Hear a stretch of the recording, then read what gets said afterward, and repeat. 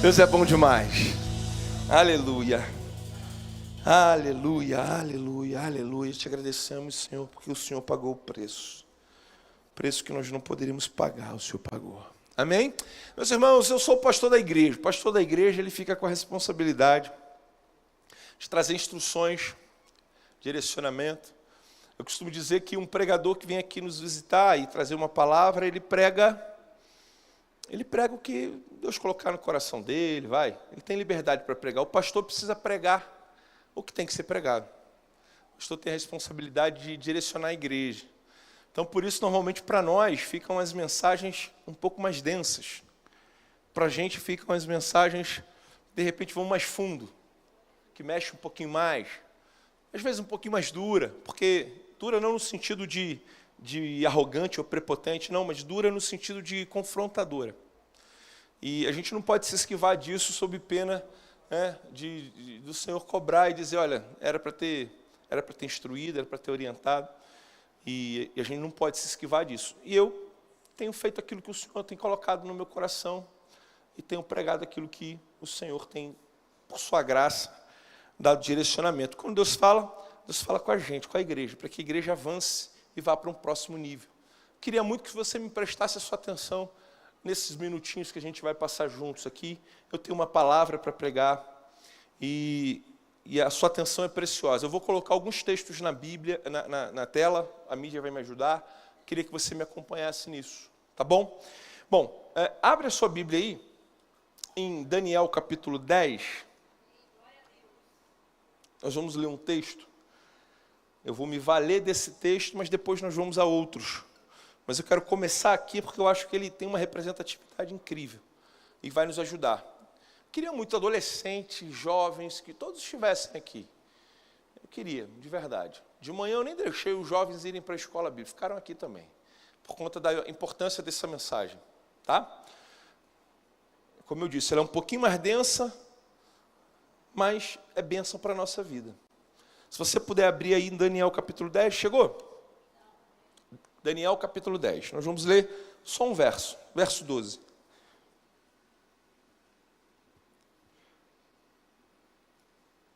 Daniel capítulo 10. O meu amigo do Jorge vai fazer uma tecla ali para dar uma aliviada. Ó. Mas eu vou te pregar, irmão, eu vou pregar para você uma verdade que talvez por falta desse tipo de mensagem, muitos irmãos não estão entendendo o que está acontecendo, estão errando o alvo, né? E sofrendo as consequências disso. Mas isso não, aqui não. Aqui a gente vai ter o direcionamento da parte de Deus. Você abriu aí, João, Daniel 10, perdão. Daniel capítulo 10, no verso 12. Olha só o que está escrito. Então me disse, não temas. Disse, não temas, Daniel, porque desde o primeiro dia em que aplicaste o teu coração a compreender e a humilhar-te perante o teu Deus, são ouvidas as tuas palavras. E eu vim por causa das tuas palavras. Eu queria que você repetisse só esse finalzinho assim, ó. E eu vim por causa das tuas palavras. Curva a sua cabeça, vamos orar. Pai, eu quero te agradecer, obrigado. Ser conosco nessa hora. Estamos reunidos como igreja, Senhor, adorando ao Senhor. Porque reconhecemos a tua soberania, reconhecemos o teu poderio, sabemos que sem o Senhor não somos nada. O Senhor governa tudo nas mínimas coisas. Queremos entregar esse culto ao Senhor, mas nessa hora eu peço, Senhor, como pastor dessa igreja, que tu nos dê a porção necessária para esse dia. Que o Senhor comunique conosco aquilo que está no teu coração, que vai encontrar abrigo em nossos corações. Eu oro, Paizinho, para que tu revele segredos, para que tu responda o que alguns estão angustiados, talvez aquelas orações que são feitas, Senhor, no meio das lágrimas, respostas, Senhor, que são necessárias, que tu possa, nesse momento, o Senhor nos agraciar com a tua doce palavra. Queremos contemplar a tua formosura e aprender no teu templo. Nos ajuda, Senhor, que tu tome o primeiro lugar, tome o primeiro assento, o lugar de preeminência, tudo que fazemos aqui é para a glória do teu nome, que a tua palavra vá e produz o efeito para o qual está sendo enviado. Essa é a nossa oração em nome de Jesus. Amém e amém.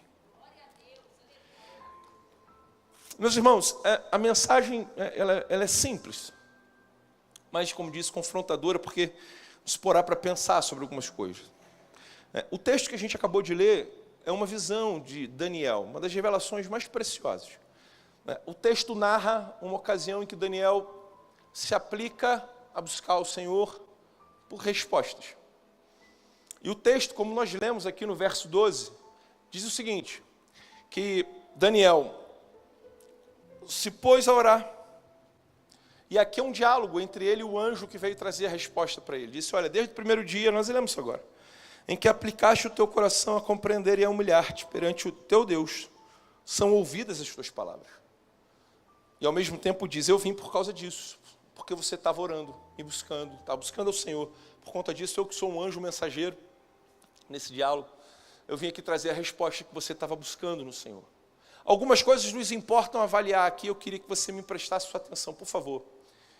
Isso é muito sério. O texto traz alguns elementos. É uma revelação, irmãos, até com caráter escatológico, que aponta para o final dos tempos, mas nós não vamos andar por esse caminho. Nós vamos em algo muito mais fácil de entender, muito mais óbvio, mais corriqueiro da vida, que não tem a ver com essas revelações. É prático o que eu vou te trazer aqui, bem óbvio.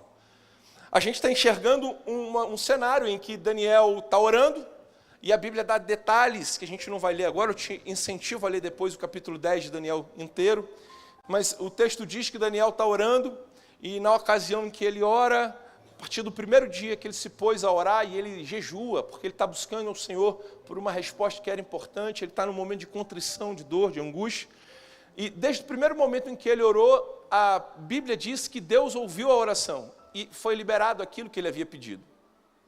Mas por um motivo alheio à vontade de Daniel, e eu ouso dizer até alheio à vontade de Deus, uma interferência aconteceu. Não porque Deus determinou que assim fosse, mas porque isso aconteceu. Havia uma interferência no mundo espiritual, que impediu que aquilo que Deus havia designado, que aquilo chegasse a Daniel imediatamente. Eu ouso dizer que a oração de Daniel seria atendida no primeiro dia. Daniel, sem entender o que estava acontecendo, fez a sua oração e, percebendo o desafio que ele estava posto, recorreu às disciplinas espirituais, jejuou e orou, buscando isso que desejava. A ordem de Deus veio, as respostas que ele esperava veio. Mas esse anjo que agora está conversando com Daniel, ele diz o seguinte, olha, a resposta que você esperava foi enviada, mas houve um impedimento. Uma terceira força, um terceiro personagem, que não era nem Deus, nem Daniel, havia interferido para que aquilo não acontecesse. Uma força estranha havia interferido para que aquilo não acontecesse. Desde que ele se propôs a conhecer, desde que ele buscou essa bênção, desde o primeiro dia isso já houvera sido designado. E tem um texto adicional que está no verso 13, que você pode só ouvir, eu peço para a mídia me ajudar e colocar na tela, diz assim no verso 13, o príncipe do reino da Pérsia, porém, resistiu por 21 dias. Então Deus enviou a resposta, por 21 dias houve objeção, resistência, do que ele chama príncipe da Pérsia. E aí Miguel, o arcanjo Miguel, ele vem, um dos primeiros príncipes, veio para ajudar-me. E eu fiquei ali com os reis da Pérsia. Essa peleja se desenrolou, é claro, eles foram superados, o inimigo foi superado, e agora essa bênção chegou a Daniel, por isso que a gente está lendo esse diálogo do verso 12. Daniel pedindo, Deus enviando, e um terceiro personagem interferindo para que aquilo não acontecesse. Eu não sei o que você aprendeu até aqui, eu não sei como é que você vem pensando nisso nesse tempo, não sei como são as suas orações, não sei como é a sua vida com Deus, eu não sei se você tem percebido, mas além da minha vida, da sua vida, além de eu e você, Deus, o Espírito Santo, o Senhor Jesus, tem um terceiro elemento. Tem um terceiro personagem. Uma persona não grata. Alguém que se contenta com o fato de que aquilo que Deus está enviando não chegue na minha e na sua vida.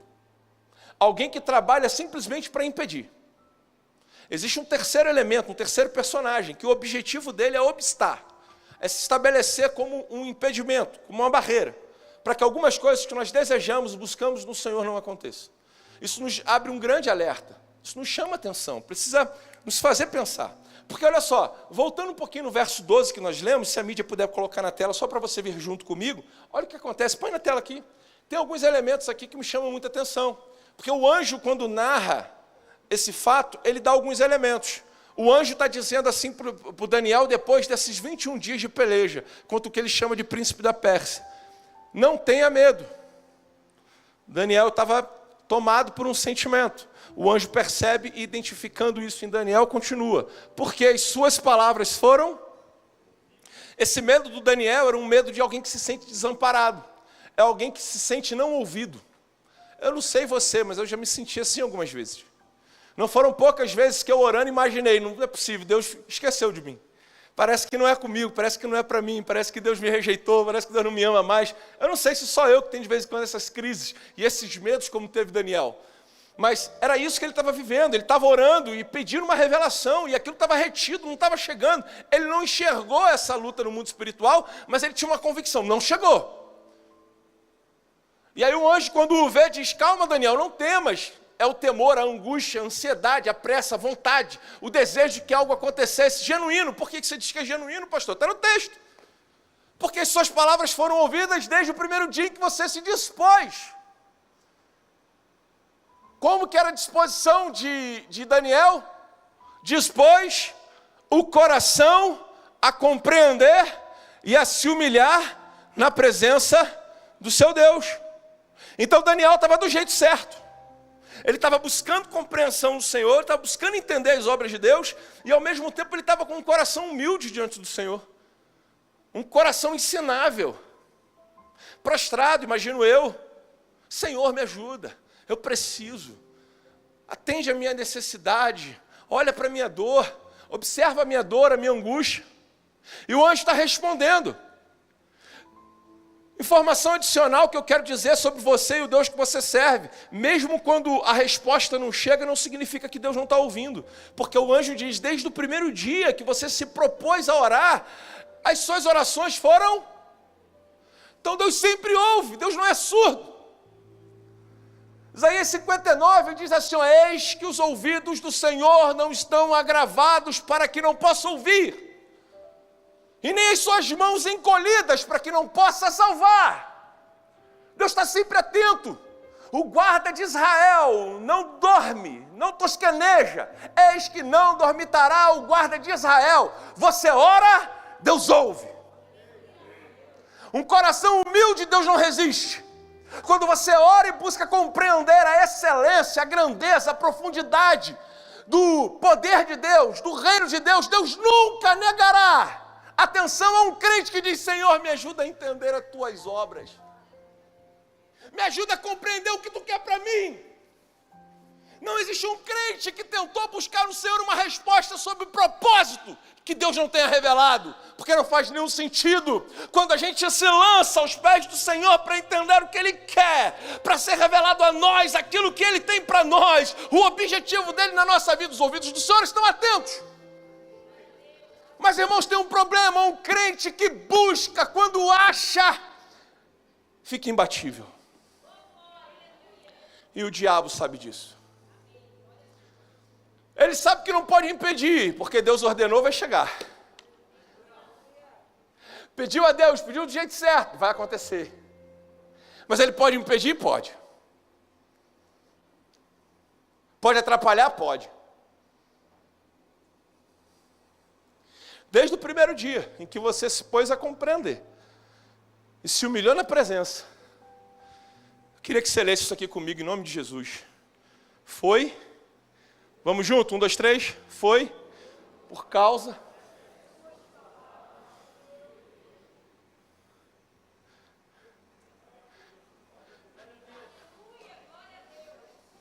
pastor, porque ele veio, porque Daniel pediu. Porque o socorro chegou, porque Daniel pediu. Porque a resposta chegou, porque Daniel pediu. Porque o milagre aconteceu, porque Daniel pediu. Porque o casamento restaurou, porque Daniel pediu. Por que a libertação aconteceu, pastor? Porque Daniel pediu. Olha, eu vou dizer algo sério aqui, eu creio no que eu estou dizendo. Não surgiu no coração de Deus. Surgiu no coração de Daniel. E o anjo está dizendo: porque tu pediu, eu vim trazer a revelação acerca daquilo que acontecerá a esse grande povo, ao povo de Israel. Daniel pediu, e por conta das palavras, Deus atendeu. Mas houve resistência. O terceiro elemento, aquele que é invisível, mas existe. Aquele que não se vê, mas é real. Esse foi aquele que de alguma forma conseguiu atrapalhar esse processo na vida de Daniel. E é engraçado que no texto, o inimigo é representado por um rei, o rei da Pérsia. Diga, rei da Pérsia.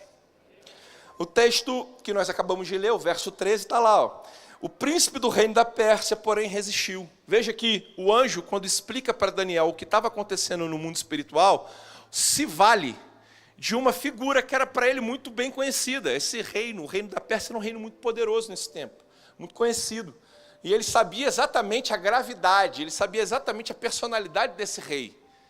Então, quando o anjo usa a referência do rei da Pérsia, porque não era o rei da Pérsia que estava lutando nas regiões celestiais, amém? Mas era uma figura.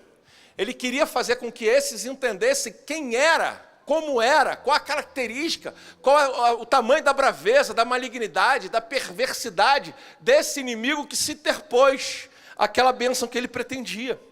E ele fala, olha, esse aqui está representado pelo rei da Pérsia. Quando ele fala isso, a gente não entende, porque a gente não está nem acostumado com reis. A gente não está acostumado. Mas, para ele fazia todo sentido. Em outras ocasiões, isso se confirma. Em Isaías capítulo 14, no verso 12 em diante, está escrito assim, olha, é representado pelo rei da Babilônia, aqui, ó. Como caíste do céu, põe na tela aí para os irmãos lerem junto à mídia, me acompanha nos textos, por favor. Como caíste do céu, ó estrela da manhã, filha da alva, como foste lançado por terra, tu que debilitavas as nações, e tu dizias no teu coração, subirei ao céu, acima das estrelas de Deus, exaltarei meu trono, e no monte da congregação me assentarei na banda do lado do norte. Subirei acima, isso, verso 14, subirei acima das mais altas nuvens e serei semelhante ao Altíssimo. Contudo, levado serás ao inferno, ao mais profundo abismo. Nesse contexto, é uma figura do inimigo, de Satanás, de quem ele é, de sua personalidade, de suas características. E mais uma vez é utilizado aqui o recurso de um rei, o rei da Babilônia. Não somente aqui, Ezequiel usa o mesmo expediente, só que isso está em Ezequiel 28, verso 11 em diante. Se a mídia puder me acompanhar, vai ser muito bom, porque os irmãos vão ver. Verso 11, lamentação contra o rei de Tiro. Veio a mim a palavra do Senhor dizendo, filho do homem, calar, conseguiu? Não, põe lá na tela para eles. Filho do homem, levanta uma lamentação contra o rei de Tiro. E diz-lhe assim, diz o Senhor, tu és sinete de perfeição, o aferidor de medidas, cheio de sabedoria e formosura. Estavas no Éden, jardim de Deus, e todas as pedras preciosas te cobriam, o sárdio, o topázio, o diamante, o berilo, o ônix, o jaspe, safira, carbúnculo, a esmeralda, o ouro, se te fizeram de engaste os ornamentos no dia que foste criado. Foram eles preparados. Tu era querubim da guarda ungido, e te estabeleci. Permanecias no Monte Santo de Deus, no brilho das pedras andava, perfeito eram os teus caminhos, desde o dia em que foste criado, até que se achou iniquidade em ti. Está falando de Satanás, da queda. Na multiplicação do seu comércio encheu o seu interior de violência e pecaste, pelo que te lançarei profanado para fora do monte de Deus, te farei perecer, ó querubim da guarda. Então, mais uma vez, o texto bíblico no Antigo Testamento faz menção ao inimigo, a esse que trabalha no mundo espiritual, usando a figura de um rei. Quem é o rei? O rei de Tiro, aqui nesse cenário. Ezequiel usa o rei de Tiro, Isaías usa o rei da Babilônia, Daniel está falando o rei da Pérsia. Mas eles são figuras, e eles têm as características que demonstram bem quem seria esse inimigo que impede. Não que fossem eles propriamente, mas eles eram uma figura, as características que eles possuíam faziam uma boa identificação. É como se nós pensássemos num homem muito mau e perverso, em quem a gente olhando não vê nenhuma humanidade. Me vem à memória aquele caso recente de um homem que andou pelas matas, lembra disso? Que um serial killer, aí pelo interior, acho que do Goiás, não sei se era isso, Minas Gerais, por aí, não era o irmão Lázaro, não. Não era o irmão Lázaro, era o Lázaro. Lembra daquele Lázaro? Um caso terrível, que foi morto pela polícia. Mas era um homem assim que a gente olhava, ouvia aquela história, falava, meu Deus, não tem nada de Deus nesse negócio. É um homem tomado por espírito maligno, sabe, obrando aquilo que é o mal. É como se você pudesse usar a figura de alguém para representar tudo de mal que existe. Era isso que eles tentavam fazer. Hoje a gente tem uma instrução que nos leva a não reconhecer o inimigo dessa forma, porque nós já temos orientação no Novo Testamento, Paulo fala disso em Efésios capítulo 6, que o mal não são pessoas, não temos que lutar contra a carne ou sangue. Você sabe disso, né? Aquele vizinho chato, aquele cunhado, então, ele não é o inimigo. Eu sei que às vezes ele faz algumas coisas que não é. O vizinho de baixo, o vizinho de cima, que parece que fica com um cabo de vassoura, batendo assim, para te provocar, não é? Não é. A gente aprende que nós lutamos contra seres espirituais, mas seres espirituais atuam, e eles se valem muitas vezes de influência, até de possessão de pessoas, para agir no mundo natural. Nós temos esse discernimento. Lá, no Antigo Testamento, não. Muitas vezes um povo era visto como a imagem do mal. Era muito coletivizado isso. Hoje não, hoje nós temos a compreensão de que não funciona desse jeito. Se alguém pecar, esse alguém está vulnerável. Se alguém escolhe uma vida de pecado, ele abre portas para que o inimigo use-o. Porque aquele que aceita Jesus, aquele que anda com Cristo, aquele que está na luz, o diabo não toca. Então, veja, antes essa era a construção. E como a gente vê essa mudança? A gente vê isso em Mateus capítulo 4, no Novo Testamento também fala desse cara.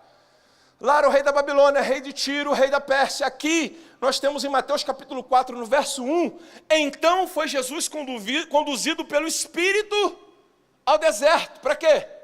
Para ser tentado pelo... Vou voltar, porque só o Mazeiro falou. Minha mãe já dizia isso. Minha mãe falava para mim assim, não fala esse nome aqui em casa. Porque se falar esse nome aqui, não pode falar, né, irmãos? Pode falar, fica tranquilo. Tá? Ele tá subjugado diante do nome de Jesus, ele tem que se render. E tem uma promessa bíblica que diz que em breve o Deus da paz esmagará Satanás debaixo dos nossos pés. Não fica com medo dele, não. Pastor, eu tenho medo do diabo, de demônio. Não, ele só serve para ser repreendido e para o inferno. E a gente vigiar para não dar lugar para ele. Porque ele só entra onde é permitido. Só entra onde tem legalidade. Então veja, em Mateus capítulo 4, verso 1, está ali a identidade, é um inimigo, é um ser espiritual. Jesus é levado por quem? Pelo Espírito, aonde? É um lugar de escassez, de dor, de angústia, de sofrimento, o deserto. E lá ele é tentado pelo diabo. Então nós temos várias aparições bíblicas, vários cenários bíblicos onde a figura do inimigo, do diabo, do Satanás aparece. Pastor, qual é o primeiro objetivo dessa mensagem? Me deixar apavorado, sem dormir? Não! Porque você é crente cheio do Espírito Santo, não tem medo do diabo. Eu achei que podia ser mais, glória a Deus, né? Ficou meio canhado. Eu vou de novo, fazer igual o pregador, né? Eu vou de novo para você, né? Irmão, você é crente cheio do Espírito Santo, você não tem que ter medo do diabo, não.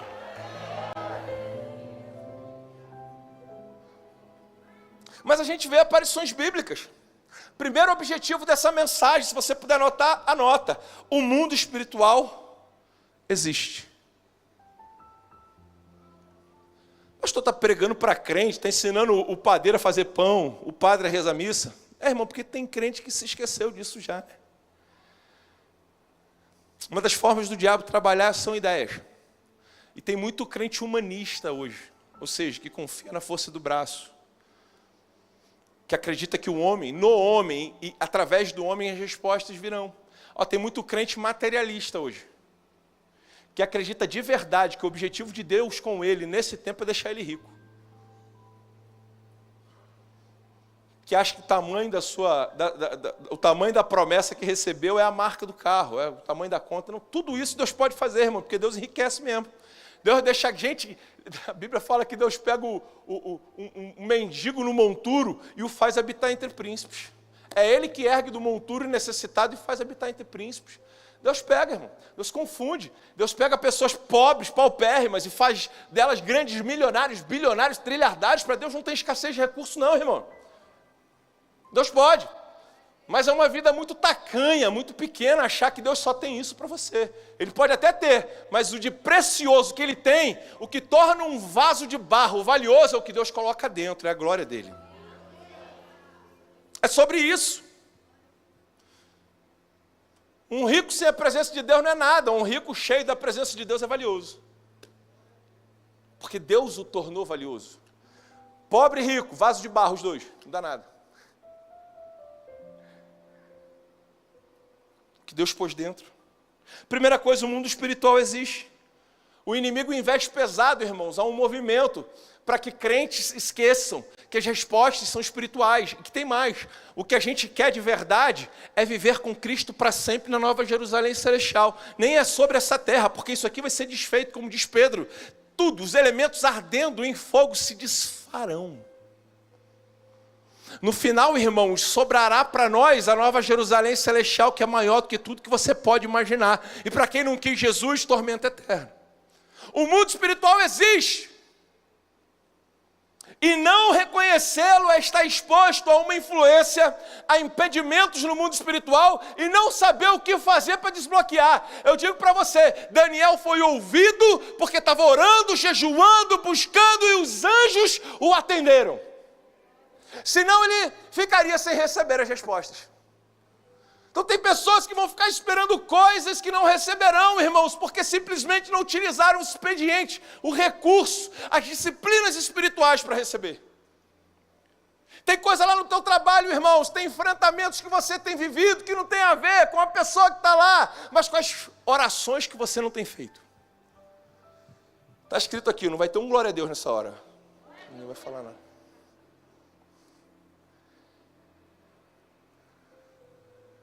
Tem contrato que você não fechou porque não orou, irmão. Perdoa te falar isso. Tem afrontas que o inimigo está fazendo porque você não está disposto a enfrentá-lo. Você não está disposto a enfrentá-lo em nome do Deus vivo. Você não está disposto a chamá-lo de incircunciso. Porque se esqueceu das disciplinas espirituais. Quanto tempo você não jejua para bater uma meta? Quanto tempo você não jejua pelo seu casamento? Ai, pastor, as coisas não estão boas. E você está jejuando? Não. O que você está esperando? Quanto tempo você não usa as disciplinas espirituais para que, através da disciplina espiritual, dos recursos, das armas espirituais, o mundo natural seja influenciado? Pastor, mas acontece isso? Eu acabei de ler para você. Daniel está orando, esperando uma resposta sobre o que sucederia com o povo de Israel, a história, a trajetória do povo de Israel. E essa bênção estava impedida das regiões celestiais. Pastor, eu tenho dúvida, então vamos tirar agora. Mateus capítulo 5. Vai chegar? Gadareno. Verso 2, eu não falei o verso que é difícil, né, irmão? Adivinhação também já não é de Deus, né? Verso 2. E saindo Jesus do barco, achou ali, enquanto achou nos sepulcros um homem com o quê? Vai no próximo, verso 3.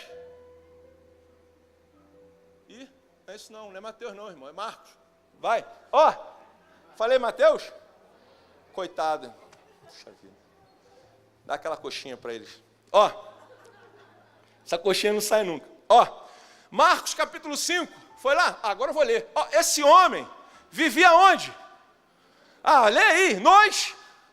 E ninguém podia prendê-lo. Nem mesmo concorrente. Volta no 2. Ao desembarcar logo ali, um homem possuído de quê? Então Jesus tem uma história narrando sobre Jesus e ali está falando do diabo, de espíritos. É real. Jesus está lidando com espíritos malignos. E esse cara estava tomado, ele estava possesso. Diga, possesso. Influência é uma coisa, possessão é outra. Possessão é o diabo tomando conta. Não sei se você viu gente assim, mas elas existem. Não é o teu cunhado, em nome de Jesus. Nem a sogra. Para com isso. Repreende isso, em nome de Jesus. Puxa vida. Minha sogra, nem pensar, né? Sei que você está me vendo. Isso é um anjo de Deus, uma benção. Não é, para com isso.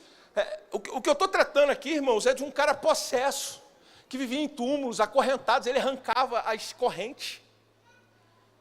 Quando ele vê Jesus tomado por demônios, os demônios têm que se sujeitar. Não, agora tu vai ter que dar uma glória.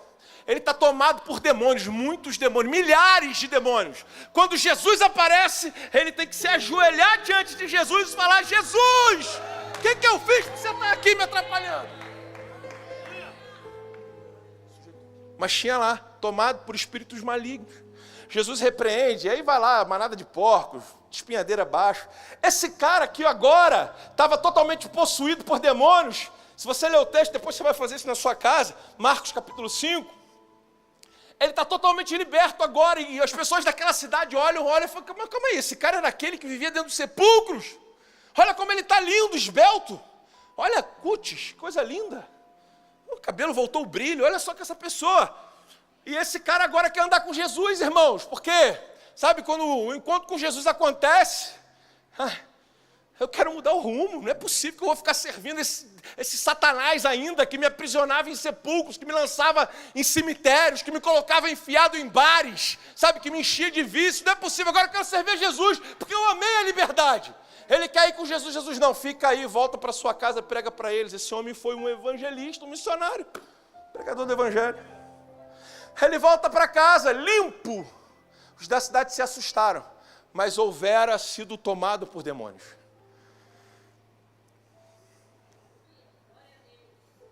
Um outro fato em Atos capítulo 16, só estou te provando que o mal existe, eu estou falando de Novo Testamento. A partir do verso 13, no sábado, em Atos 16, verso 13, o apóstolo Paulo está pregando, e Lucas narrando, no sábado saímos da cidade para junto do rio, onde nos apareceu a ver um lugar de oração, e assentados nos falando as mulheres, que para ali tinham concorrido para ouvi-los, né? Certa mulher chamada Lídia, na cidade de Tiatira, vendedora de púrpura, temente a Deus, escutava-nos. E o Senhor lhe abriu o coração para atender as coisas que Paulo dizia. Verso 15, depois de ser batizada, ela e toda a sua casa nos rogou, dizendo, se julgais que eu sou fiel ao Senhor, entrai em minha casa, e aí ficai. Nos constrangeu a fazer isso.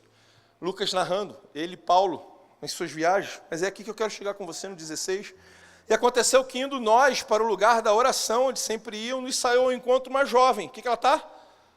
Possessa, possuída. De quê?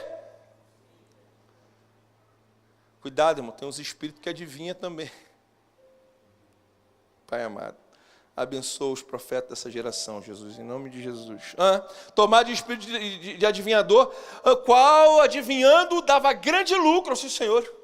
Seguindo a Paulo e a nós, clamava dizendo o quê? É impressionante o que essa mulher dizia, esses homens são servos de Deus Altíssimo. Ela está possuída dizendo o quê? Esses homens são servos do Deus Altíssimo. Possuída, esses homens são servos do Deus Altíssimo. E aí o texto diz, a gente vai encerrando já, fica tranquilo que a gente já vai terminar. No verso 18, isso se repetia por muitos dias, então Paulo, já indignado, voltando-se, disse o Espírito, em nome de Jesus, disse para a menina ou para o Espírito? Para o Espírito, né? Em nome de Jesus eu te mando, retira-te dela. E ele na mesma hora. Então existe, irmãos. A atuação maligna existe. O mal existe? Existe. Tem por que ter medo dele? Não. Por que não? Porque a autoridade que Paulo tem, você tem. O mesmo Deus que obrou para libertar essa mulher é o Deus que você invoca nas suas orações. É no nome do mesmo Deus que nós oramos, repreendemos e mandamos todo o mal para o inferno, para a glória do nome do Senhor. E pessoas são libertas hoje, ainda hoje, para a glória do Senhor. E isso não é exclusividade de Paulo nem de pastor. Qualquer servo, crente, cheio do Espírito Santo, ora e repreende, porque é no nome de Jesus. Não fala pessoas, fala o Espírito que está nela. E ele tem que sair. Então, pastor, é real o mundo espiritual? Eu acabei de te provar, é real. Grande erro, imaginar que ele não existe. Essa é a estratégia do inimigo. Qual é o meu segundo objetivo nessa mensagem para a gente ir para o final? Eu quero que você entenda, o mundo espiritual interfere na sua vida. Você está sob a influência do mundo espiritual. No caso de Daniel, as bênçãos foram retidas, como nós já lemos, Daniel capítulo 10, verso 12. As bênçãos ficaram retidas. Ele esperando e não chegava. Por que não chegava? Porque Deus não queria? Não. Porque Daniel não buscava? Não. Porque havia uma interferência. Então eu quero dizer isso aqui, se você quiser, faz assim para receber. Tem coisas bloqueadas na sua vida que não tem a ver com você nem com Deus. mas o inimigo tem impedido. E eu estou falando na autoridade do nome de Jesus. Esse demônio, esse espírito maligno, príncipe da Pérsia, de Tiro, da Babilônia, seja quem for, está repreendido no nome de Jesus. E bênçãos retidas por questões espirituais estão desbloqueadas no nome de Jesus. Eu estou repreendendo espíritos malignos que atuam em regiões celestiais para impedir, bloquear, atrapalhar para a glória do nome do Senhor. Está desimpedido e bloqueado para a glória de Deus. Se você quer, recebe isso aí. Daniel, bênçãos impedidas. No caso do gadareno, um homem saudável, ficou vivendo em sepulcros, irmão, em cemitério.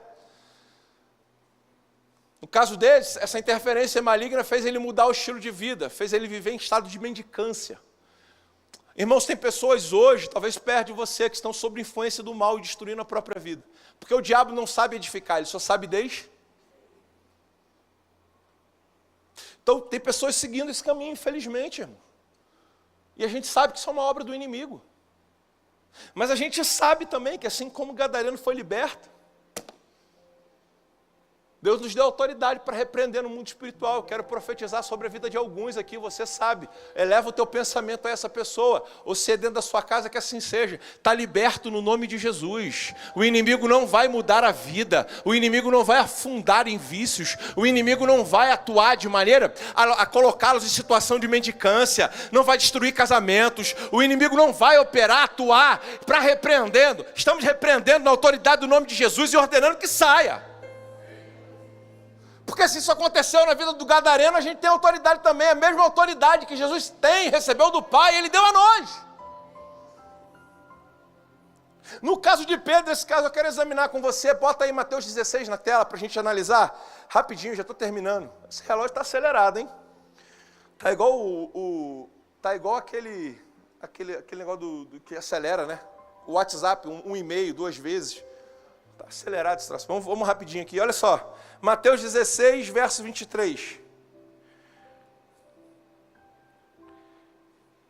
Porque se Daniel foi retenção de bênçãos, porque se o gadareno foi uma mudança de vida, um homem sadio que entrou à mendicância, que viveu de maneira miserável, tomado por demônios. No caso de Pedro, Pedro se valeu de um conselho, de uma palavra que não falava sobre o reino de Deus, mas falava sobre as coisas da terra. Olha só o que está escrito, verso 16 lá. Então Pedrão, tá? Aqui eu disse, pode voltar lá. 22. Então Pedro, chamando à parte, começou a repreendê-lo, dizendo... Volta um pouquinho, bota o 21, só para a gente não perder o contexto. Desde esse tempo, Jesus começou a mostrar aos seus discípulos que era necessário que ele fosse para Jerusalém e que sofresse muitas coisas nas mãos dos anciãos. Era necessário porque Jesus escolheu? Não, era o propósito de Deus para Jesus. Se Jesus não tivesse vivido isso, eu e você não estávamos aqui. Olha lá. Mostrou aos seus discípulos o que Deus queria fazer. Que era necessário que o próprio Jesus sofresse muitas coisas das mãos dos anciãos, dos sacerdotes. Olha lá, e dos principais sacerdotes, e dos escribas, e que fosse morto. E no terceiro dia ressuscitasse. Então Jesus está explicando o que ele veio fazer, o propósito dele, de Deus, na vida dele. E aí Pedro toma a palavra no verso 22. Por favor, bota o 22. Olha lá. Então Pedro, chamando-o à parte, começou a repreender. Chamou ele quietinho. Vem cá, Jesus, deixa eu te dar uma ideia. Vem cá. Ó, isso aqui é Satanás também. Não chega aí, deixa eu trocar uma ideia contigo. Ô Jesus, vamos falar sério. Tu vai sofrer muito. Por que tu está passando por isso? Por que você precisa morrer? Eles só vão te bater. Que tal só bater? Vai morrer para quê? Por que você vai sofrer isso? Por que você está casado ainda? Tem uns Pedro falando umas besteiras dessa no teu ouvido, aí eu não tenho. Por que está indo para a igreja? Olha lá, vai dar dízimo para encher o bolso do pastor. Tem um monte de Pedro espalhado aí, irmão. Dando conselho do inferno. Larga ela, pega uma novinha. Fuma esse baseado aqui, tu vai ficar bonzão. Tu vai ficar alegre. Tá cansado? Vou te dar uma paradinha aí.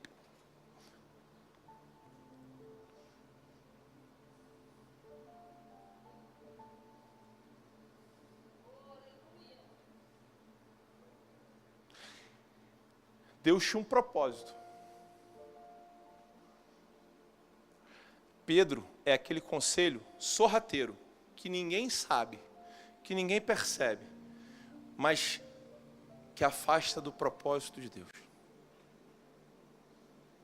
Pedro aqui, coitado de Pedro, ficou com essa marca, né? Pedro aqui é o exemplo daquele que está com a cabeça. Passa por 23. Quando Jesus volta-se para Pedro, Jesus está firme no propósito, né? Se é necessário sofrer, eu sofro. Se é necessário ir à igreja, eu vou. Eu vou fazer tudo pelo meu casamento. Eu dou a vida pela minha esposa, enquanto você trai a sua. Eu respeito meu marido e reverencio ele.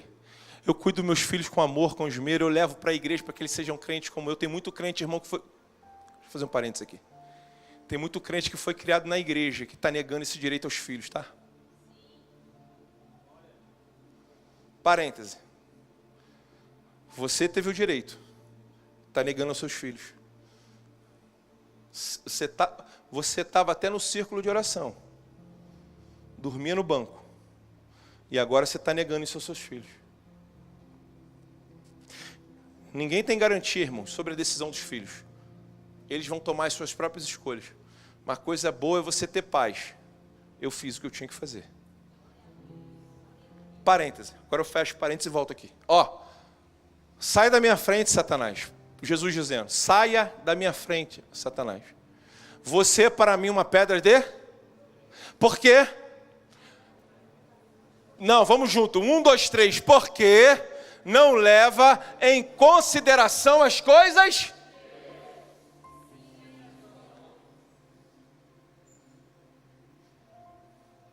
Podia encerrar a pregação e ir embora para casa.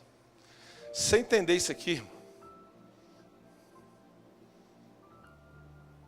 Sem entender isso aqui, eu cumpri meu propósito.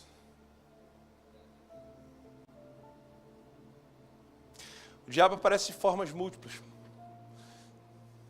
Como apareceu na vida de Daniel para impedir bênçãos. Como apareceu na vida do gadareno para colocá-lo numa situação de vida degradante. Para quebrar alianças. E o diabo sussurra no ouvido dos crentes. Para terem uma vida humana meramente. O diabo sussurra no coração do crente que o melhor da vida é o que há de material disponível. Sempre haverá um conselho do diabo sobre as melhores estratégias para uma vida comum. Mas todas elas te afastarão do propósito de Deus, porque o propósito de Deus para a tua vida é um propósito especial. Pedro chamou Jesus para viver uma vida comum, abre mão da cruz, seja só mais um judeu carpinteiro. Não sei se você está me entendendo.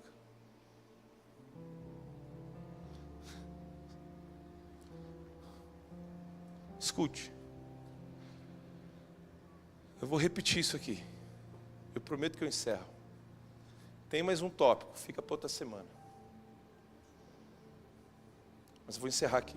Eu vou repetir. Sempre haverá um convite de um Pedro para te fazer uma proposta de uma vida comum, para uma vida comum, para uma vida que alegraria todo e qualquer homem, qualquer mulher, para uma vida banal, trivial. Sempre haverá um Pedro para esse tipo de convite. Mas Jesus disse para Pedro, arreda-te de mim, Satanás. Porque você não faz a menor ideia. Deus não me chamou para ser um judeu comum, filho de mais um José ou de mais uma Maria. Eu fui enviado para morrer pela humanidade. O propósito que eu carrego é muito maior do que os teus conselhos vãos.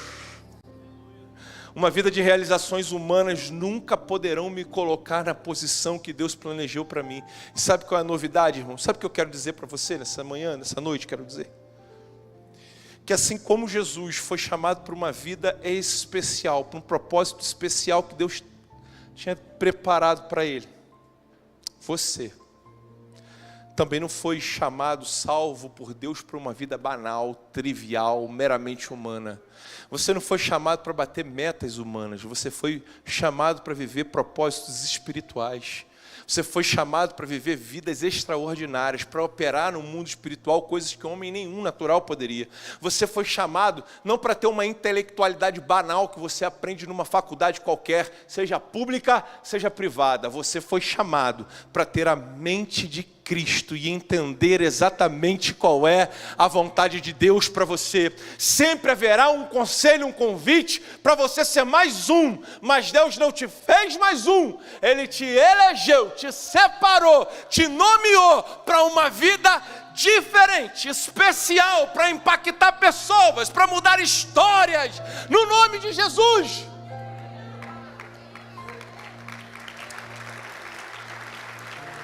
Queria que você ficasse de pé. Eu vou fazer um convite muito simples, porque não tem por que ser mais do que isso. Pastor, qual é o terceiro objetivo, qual é o terceiro motivo dessa pregação? Muito simples.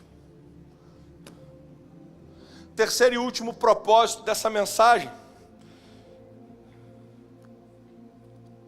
é que o Senhor te deu todas as armas, todas as ferramentas para que você operasse no mundo espiritual. Me dá exemplos, pastor. Eu dou. O jejum é um recurso espiritual.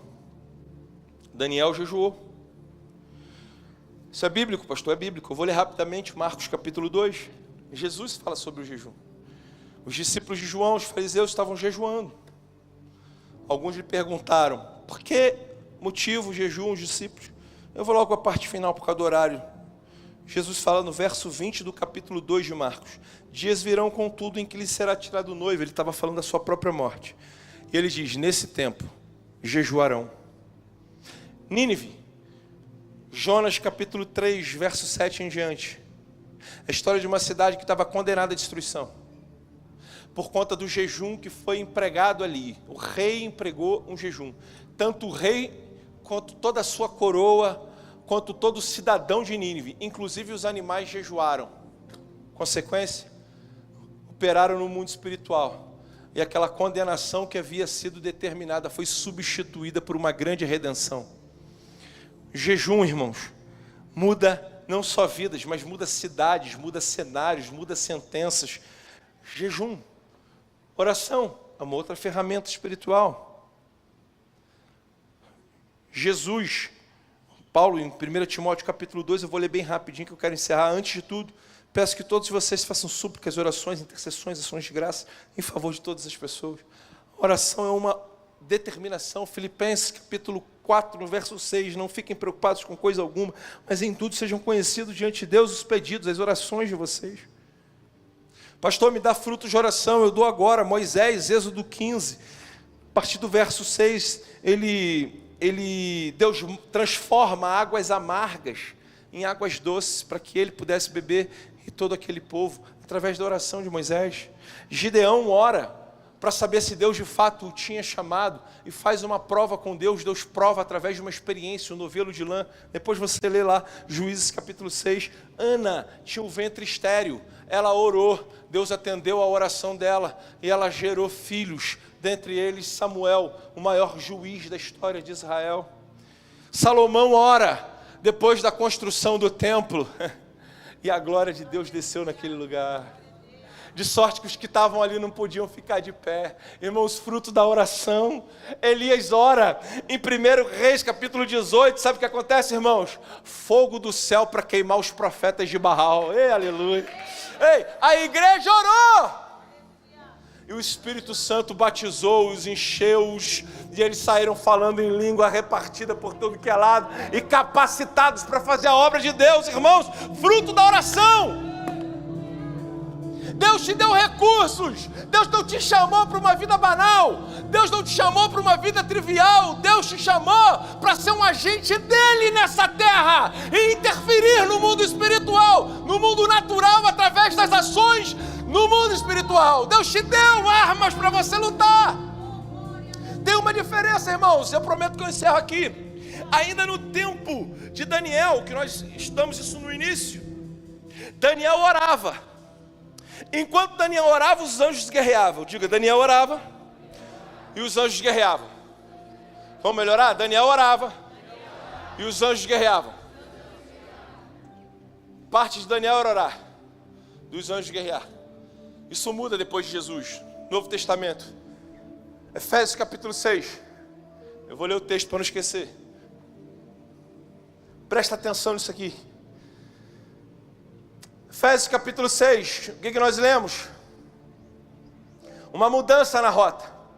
No verso 11. Revesti-vos de toda a armadura de Deus para que possais ficar firme contra as astutas ciladas do diabo. Por quê? Verso 12. Pois não temos que lutar, ou seja, eu estou nesta luta.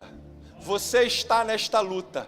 Olha lá, para que possamos, porque não temos que lutar contra carne ou sangue, ou seja, na órbita natural, e sim contra principados, contra potestades, contra poderes deste mundo tenebroso, contra forças espirituais da maldade, aonde? Nas regiões celestiais.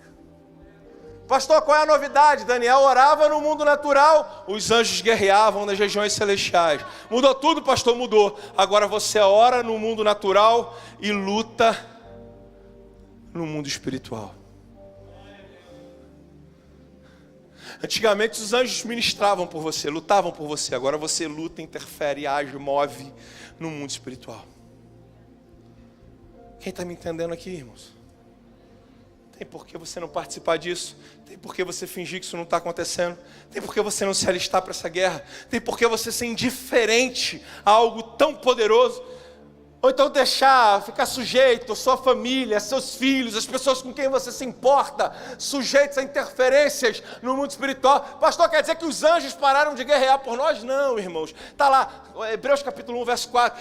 Não são eles, porventura, seres ministradores enviados a trabalhar a favor daqueles que vão herdar a salvação? Então os anjos estão trabalhando, mas Jesus nos deu uma possibilidade adicional. Agora nós podemos interferir no mundo espiritual. Pastor, o que eu tenho que fazer agora? Uma escolha. Se você vai continuar vivendo a vida desarmado, porque está sem Jesus, e quem não tem Jesus não pode obrar, não pode atuar. Pastor, mas eu oro, é a oração no nome dele. Quem não está debaixo da bênção de Jesus está suscetível. E quem está com Jesus, o diabo não toca. Aleluia. Qual é a vantagem, pastor, de me alistar nesse exército? É que o general dos generais nunca perdeu uma batalha. Pastor, eu tenho perdido. Por que é? Podia estar ganhando. Qual a solução, pastor? Simples, eu não vou insistir, eu faço uma vez esse convite. Aqui é para corajosos. Se você não é, paciência, eu respeito. Mas se depois disso tudo você não entendeu que você tem que voltar para a igreja agora, eu não sei mais o que eu tenho que pregar para você. Se você não entendeu ainda que está na hora de tu voltar para a igreja, eu não sei o que eu tenho que te dizer mais. Se você não entendeu ainda, está aqui na igreja, ouvindo tudo isso, está fingindo que não é contigo, tudo bem. O fato de você não lutar não significa que a guerra não existe, e nem que você não está sofrendo influências, porque está. Nem que por conta disso bênçãos estão retidas na tua vida, porque está retida. Podem estar retidas. Não porque por causa disso você está vivendo dor, sofrimento. Aqui, já estou vendo aqui, falei coisa de gente corajosa. Parabéns.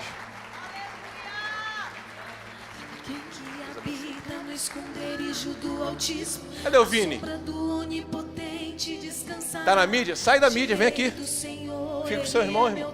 Isso aqui é o momento mais especial da vida dele. Vem cá, fica aqui. Glória a Deus. Escuta só. Rapidinho, não me segura pra mim, já vou deixar. Ei, eu não vou insistir não. Eu vou falar uma vez só. Porque é coisa de gente corajosa, é para quem quer. Para quem entendeu que não dá para viver essa vida desse jeito. É uma vez só. Se você está afastado dos caminhos do Senhor, que você volte agora, se você entendeu. Pastor, eu quero aceitar Jesus. Vem aqui na frente, deixe-me orar por você junto com ele. Se você entendeu isso, amém. Se você não entendeu, eu não tenho nada a acrescentar. Eu já preguei bastante para você entender isso. Há alguém que precisa retornar para Jesus? Onde você está? Eu vou falar uma vez só. Não vou insistir até por causa do horário. Alguém precisa voltar? Alguém precisa aceitar a Jesus? Não, pastor, eu vou ficar assim mesmo desse jeito. Não tem problema. Decisão sua. Mas se você tem coragem, o teu lugar é aqui. Como ele. Alguém que precisa voltar para Jesus ou aceitá-lo como seu Salvador?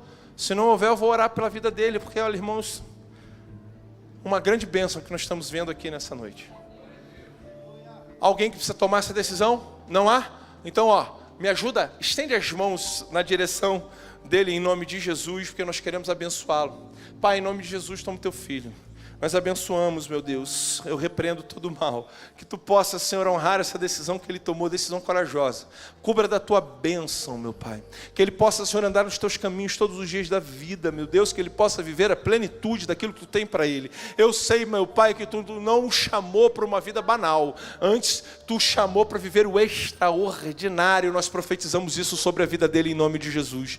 Meu Deus, eu declaro na terra, restaura, abre portas, muda tudo, liberta, livra de todo mal e dos céus derrama bênçãos sem medida. Eu o abençoo, meu Pai, para a glória do teu nome. Que tu possa escrever o nome dele no livro da vida, para que naquele grande dia o nome dele seja achado lá. Nós os abençoamos. Em nome de Jesus, a igreja do Senhor faz festa aí, vai. Faz festa, porque é festa em nome de Jesus. A sombra do onipotente descansará. Direi do Senhor, Ele é o meu Deus, o meu refúgio, a minha fortaleza. Vai com ele lá. Ele me livra do laço do passarinheiro e da peste perniciosa. Ele me cobre com suas penas e debaixo de suas asas estarei seguro. Eu não temo espanto noturno, glória a Deus, nem seta que voe de dia, na escuridão, nem mortandade que assole ao meio-dia. Não importa quantos caiam do meu lado, direita, esquerda, eu sou. Se eu for fiel, eu moverei os céus. Ele envia anjos para me guardar. Não vou dividir minha adoração. Você quer dar um aplauso para Jesus? Bem forte. Ó, eu tô com o horário estourado aqui. Deixa eu chamar as crianças, vem cá. Olha só, quando eles chegarem aqui, eu queria muito que você fizesse festa. Vamos fazer uma festa para receber eles? Vamos embora? Aquele louvorzão.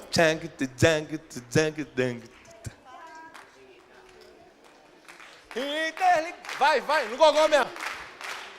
Interligados Kids, Interligados Kids, Interligados Kids, de Jesus na nova geração. Interligados Kids, Interligados Kids, Interligados Kids, profeta de Jesus na nossa geração.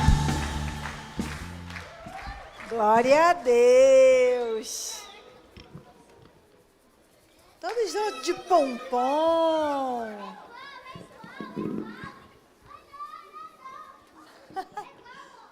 Se tem algum pai que o filhinho é de colo quiser vir aqui subir com seu filho, pode vir. Amém? Eles vão declarar um versículo, é isso? Então tá bom. Pode ficar aqui, hein, pai? Pode ficar aqui.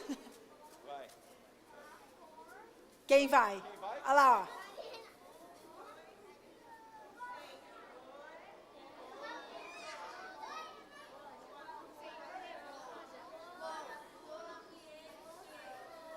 Vamos de novo, vamos organizar aqui, ó, no meu 3, tá bom?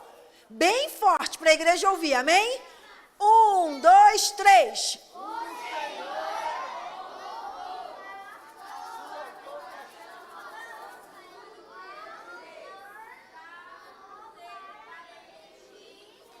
Nove, glória a Deus. E quem é que vai orar? Ah, minha princesa, você vai falar o seu nome, a sua idade e vai orar, tá bom? Meu nome é Esther, eu tenho 5 anos. Agora eu vou orar. Senhor, Deus, obrigado por mais um dia, proteger todos nós. Amém. Glória a Deus. Agora eu peço que a igreja estenda as mãos e vamos abençoar as nossas crianças. Pai, eu te agradeço, Senhor, por cada criança que aqui está. Meu Deus, eu peço, Senhor, que elas não cresçam somente em estatura, Pai, mas elas cresçam em sabedoria, cresçam temendo a Tua palavra, Senhor.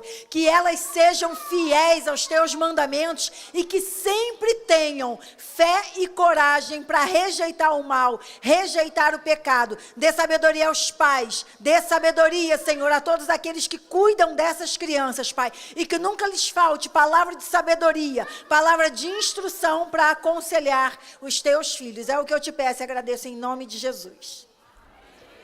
Faça assim, pode aplaudir.